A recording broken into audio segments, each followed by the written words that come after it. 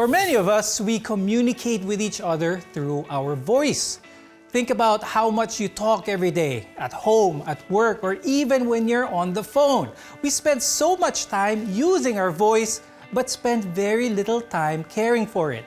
This is why most of us have experienced a raspy or strained voice at some point. It's especially prevalent among voice professionals like performers, call center agents, teachers, as well as reporters, but it can happen to anyone. On the program today, we'll talk about ways to care for your voice, the different voice problems that you may encounter, and how best to treat them. I'm Dr. Freddy Gomez, and welcome to MedTalk Health Talk right here on CNN Philippines.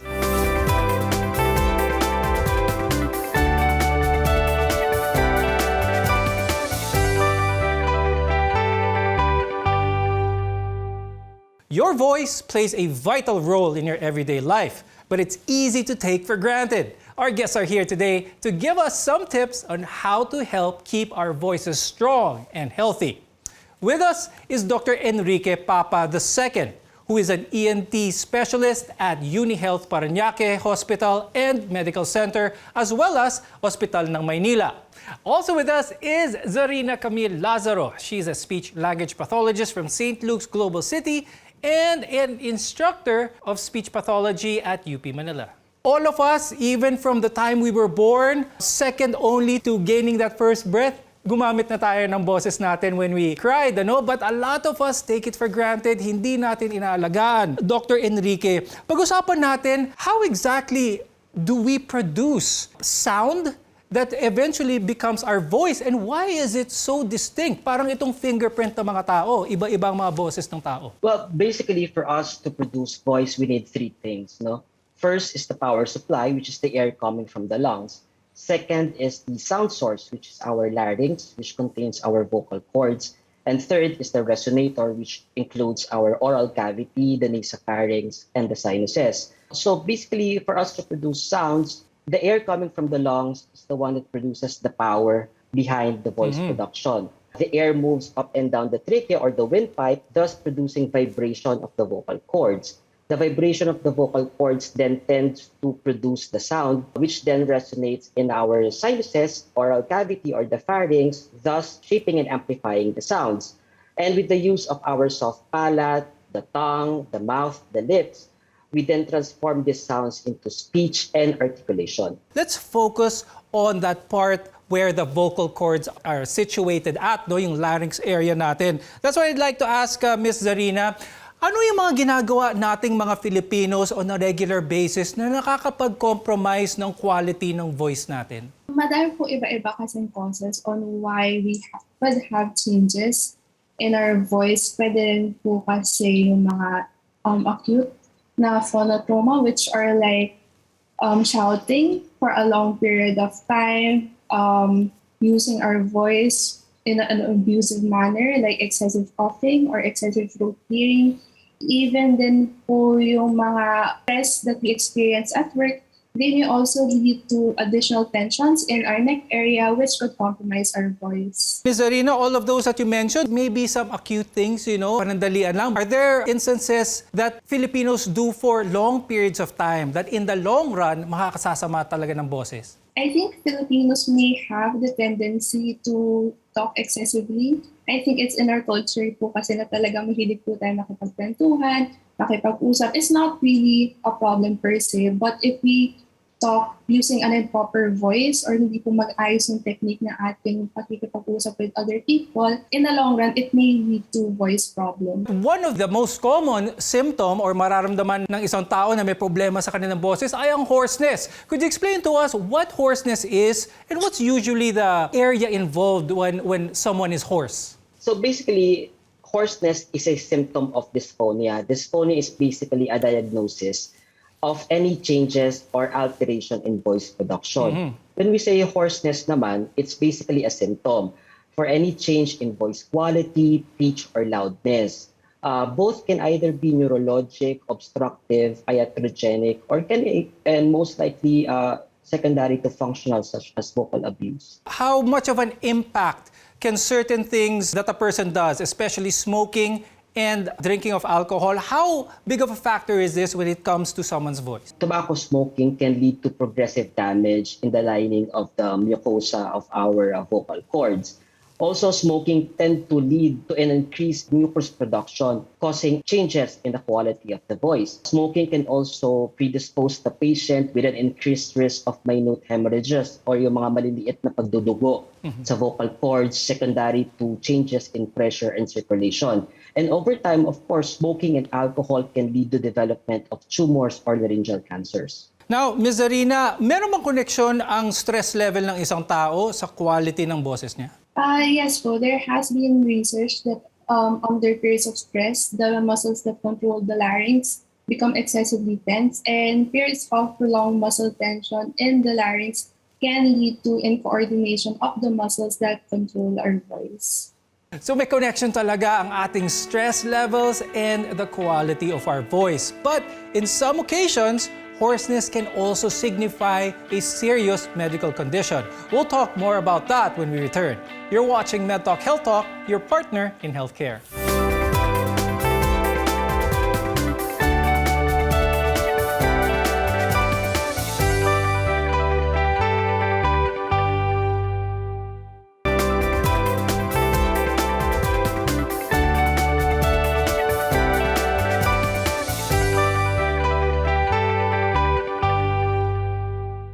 I'm Dr. Freddy Gomez, and welcome back to MedTalk Health Talk, where caring is our calling.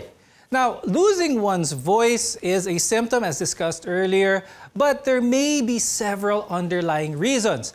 A vocally demanding job or the common cold is sometimes usually to blame.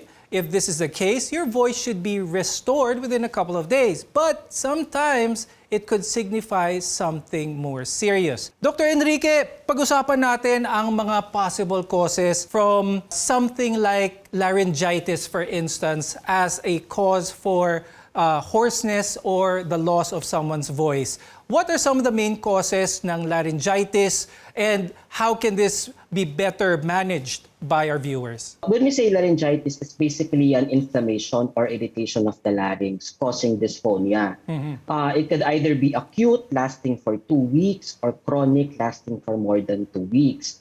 Here in the Philippines, because of the advent of the BPO industry, the most common cause of laryngitis is vocal abuse. Other causes would include your respiratory tract infections, such as cough and colds, infections such as TB, and also reflux or gastroesophageal reflux disease. In case, Dr. Enrique, nakapag-voice rest na ang ating mga viewers, but the persistence of hoarseness is still there. Garalgal ang boses niya, very raspy. Is there something probably in their vocal cords that could warrant a checkup with their ENT? First things first, it is very important that we provide a thorough history and physical examination in any patients who is hoarse or namamalat. It is important for us to ask for history of infection, vocal abuse, trauma, or previous surgery in the neck. In the clinics, the voice can be assessed by having the patient read on a certain text or paragraph and grade the quality of the voice according to scale.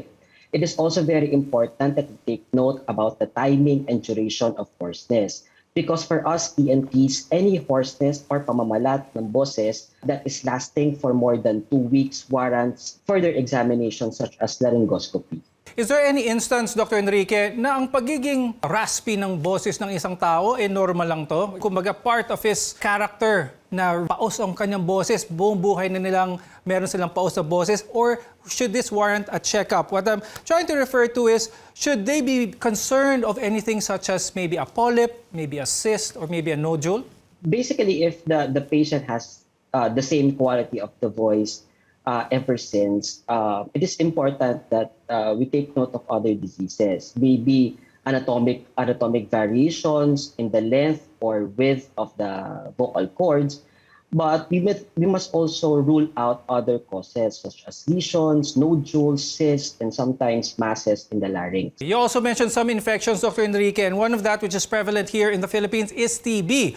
Pwede rin bang, a lot of our viewers know TB as affecting the lungs, pwede rin bang maapektuhan ng vocal cords ang TB? Yes, because we have what we call your TB laryngitis, because sometimes the infection or the TB cells, the TB bacilli, would actually go through the trachea and infect the vocal cords, causing ulcerations on the mucosa or lining of your vocal cords. Now let's talk about voice used as a livelihood by a lot of people. And these are call center agents, professional singers, public speakers, teachers. Marami talagang trabaho that rely on their voice as their ways of livelihood. Ms. Zarina, pag-usapan naman natin yun. What is it about the voice care of some, let's put for example, professional singers who are able to sing in a concert night after night, tuloy-tuloy na buo pa rin ang boses, maganda pa rin ang boses, very, very healthy. But some people probably partied too hard the night before, the next day, wala na yung boses nila. What type of mannerisms, maybe healthcare practices, should our viewers know about para ma-maintain ang magandang quality ng voice? With regards to the frequency of drinking water, it should be, I would recommend to my patients to drink at least every hour.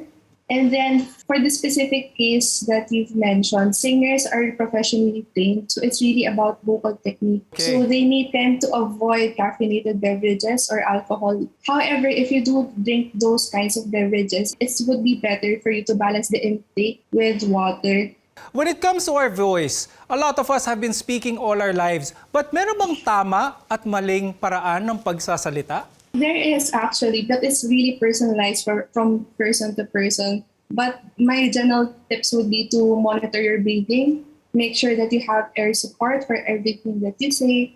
Try not to speak at every end of your breath. So make sure that you try to breathe if ever you tend to speak for long periods of time. Also, try to monitor the pitch of your voice since we're not really conscious about yung tono nga po ng ating mga boses. We may tend to speak at the higher end of our voice range or at the lower end of your voice range. So it's up to us to find what our optimal pitch is. Okay, but Ms. Zarina, Dr. Enrique talked about kung yung power source ng ating voice, which is the air from our lungs. Where should most of that power be coming from for a sustained voice use, especially those who, for let's say, call center agents? It may be hard at first, but where should that power be coming from? The neck muscles, maybe from the diaphragm? Saan ba, Ms. Zarina, ang magandang paraan para mag-vocalize or gumamit ng boses? It should be from the diaphragm actually, or more commonly, mas ma-monitor po natin siya sa ating bandang tiyan kasi dun malapit po ang ating diaphragm. You will know if you're breathing in an improper way. If you see neck tensions over here, nakikita niyo na po yung muscles niyan. Pero another good way for you to ensure that you're breathing through your diaphragm is to sit in a proper posture. If possible, try to maintain a straight posture whenever you're sitting or standing. So understandable na po na for right now, in our context, majority of the people are working from home.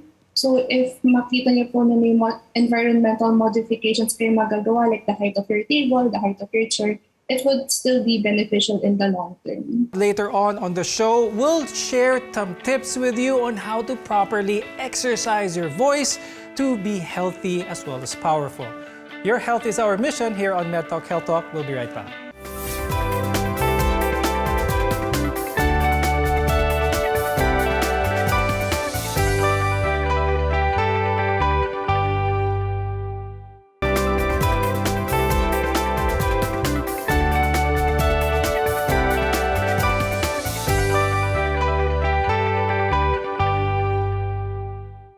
I'm Dr. Freddy Gomez, and this is MedTalk Health Talk, your partner in healthcare.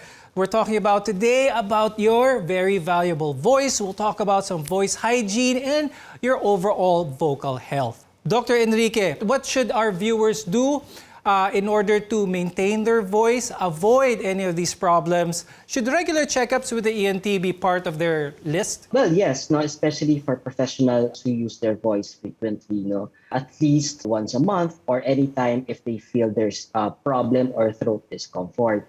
Because it is very important that we determine the cause of their hoarseness or pamamalat as early as possible. When it comes to losing someone's voice, a lot of our viewers may have tried some home remedies here and there. Are there any home remedies to your knowledge na alam niyong medyo may effect din naman? Treatment lang naman, for any patients with with hoarseness or pamamalat is basically to lubricate the throat and voice rest.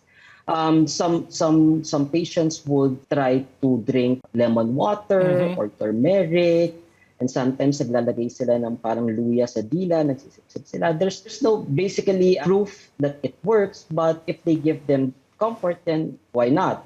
But again, it is still essential that they do the voice rest and increase their oral fluid.